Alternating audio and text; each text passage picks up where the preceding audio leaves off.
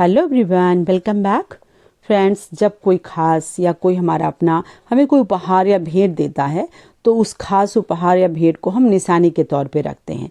तो हिंदी में तो हम बहुत आसानी से निशानी के तौर पर इस व्यक्ति ने हमको ये दिया, लेकिन इंग्लिश में उसको कैसे ट्रांसलेट करेंगे आइए जानते हैं। हाउ टू से इन इंग्लिश निशानी के तौर पे कैसे इस्तेमाल करते हैं, यानी ऐसे सेंटेंसेस जहाँ पर हमको किसी निशानी के तौर पर दिया गया चीज़ है उसको सेंटेंस को ट्रांसलेट करना हो इंग्लिश में तो कैसे करेंगे।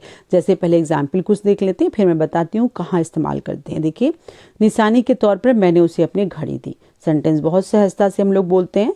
उसकी दादी ने उसे निशानी के तौर पर एक लकड़ी का संदूक दिया था।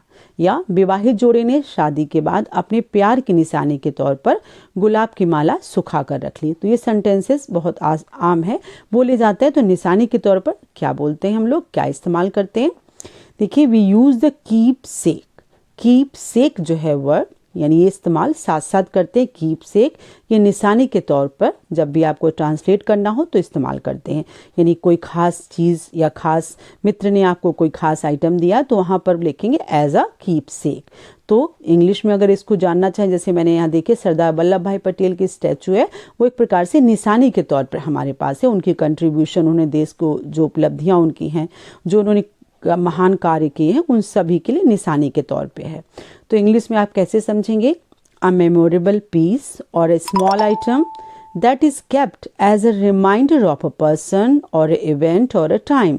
यानी यादगार के रूप में किसी खास व्यक्ति, खास घटना या खास समय के लिए जो चीज़ हम रखते हैं उसको ट्रांसलेट करने के लिए आप कीप सेक का इस्तेमाल करते हैं।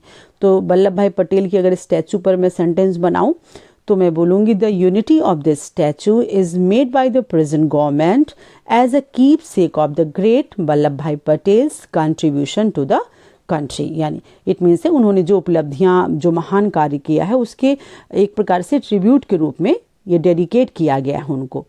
तो जो टॉलेस्ट स्टैचू आप जानते ही होंगे वर्ल्ड की, और इसकी हाइट आई थिंक 182 लगभग मीटर है। तो इस तरह सेंटेंस में कीप सेक का इस्तेमाल किया। अब चलिए देखिए सेंटेंसेस को ट्रांसलेट करते हैं। जैसे देखिए, जैसे निशानी के तौर पर मैंने उसे अपनी घड़ी दी।